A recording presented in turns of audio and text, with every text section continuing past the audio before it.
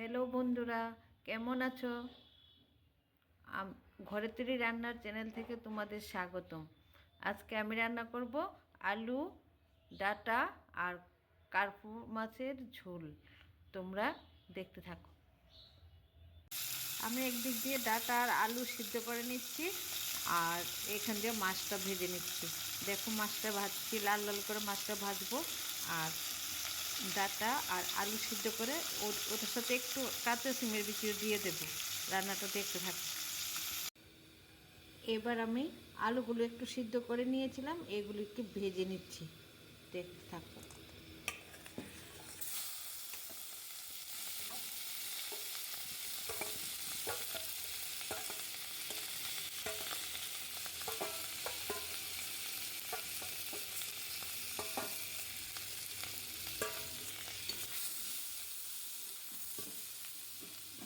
একটু নুন হলুদ দিয়ে ভেজে নেব, তারপর ডাঁটাগুলো ভাজবো।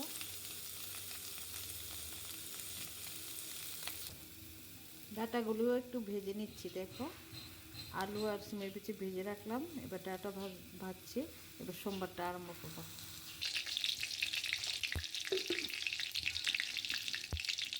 আমি কড়াইতে তেল দিলাম, তেজপাতা দিলাম, সোমবারে জিরা দিলাম। এবার এগুলো ভেজে নিয়ে তারপরে মশলা দিয়ে দেবো।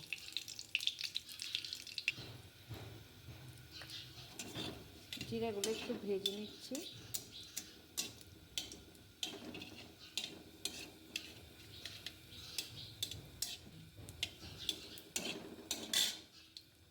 এবার লঙ্কা বাটা দিয়ে দিচ্ছি।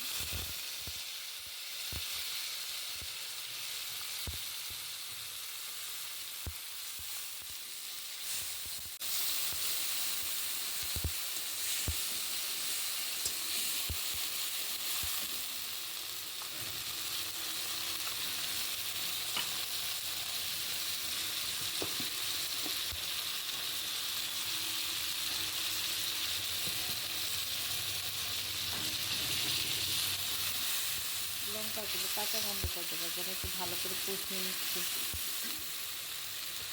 এখানে একটু হলুদ গুঁড়ো দিয়ে দেবো।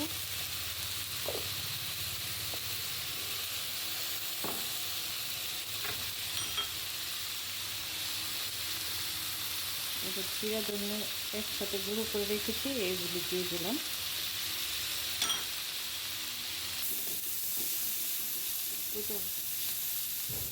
লঙ্কা জিরা ধনে কষানো হয়ে গেছে। এবার আমি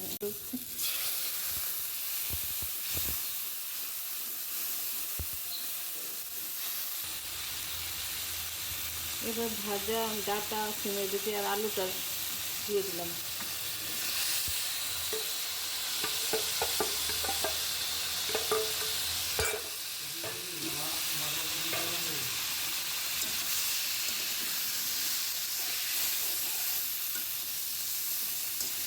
সবগুলো মশলাটার সাথে একটু কষিয়ে নিলাম। এবার ঝোলটা দিয়ে দেব।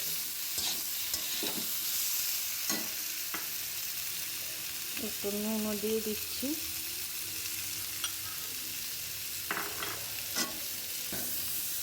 আমার সবজিগুলো কষানো হলো, এবার একটু ঝোল দিয়ে দিচ্ছি।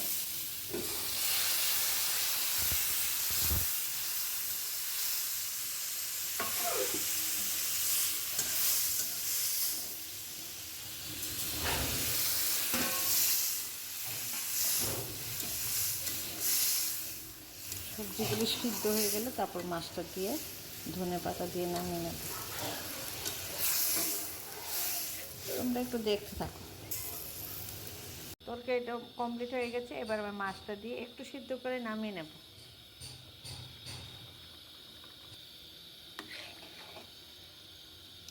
মাছগুলি দিয়ে দিলাম। দেখো, তরকারিটা মাছ একটু সিদ্ধ হলে তারপরে আমি ধনে পাতা দিয়ে নামিয়ে নেব। ডাঁটাটা সব সিদ্ধ হয়ে গেছে। দারুণ।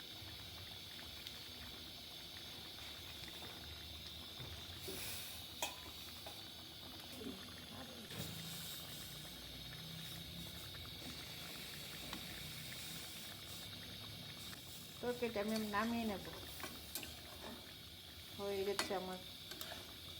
ডাটা, আলু আর সিমের বিচি দিয়ে মাছ রান্না।